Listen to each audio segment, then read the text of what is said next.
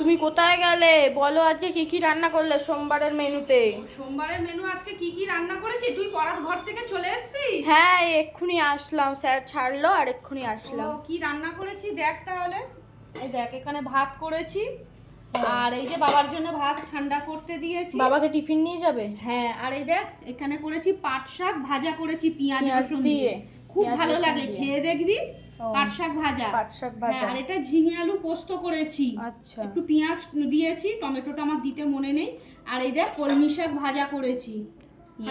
ঝিঙে আলু পোস্ত কিন্তু আমার খুব ভালো লাগে। হ্যাঁ, আর এই যে টমেটোর চাটনি রয়েছে। এটা টমেটো না, আমড়ার ও চাটনি। আচ্ছা, সরি, আমড়ার চাটনি রয়েছে। 3টে ডিম সিদ্ধ আছে। এটা কে কে খাবে? বড়দি খাবে। ডিম সিদ্ধ, একটু ফল খেজুর এগুলো সব দেবো ওকে খেতে। ও, বুঝলি? তাহলে আর তুই ভাত এটা খাবি কি না? খিচুড়ি? হ্যাঁ, এটা একটু ওই কালকে ঠাকুরের প্রসাদ ছিল। ও, এটা কি কলমি শাক ভাজা? হ্যাঁ,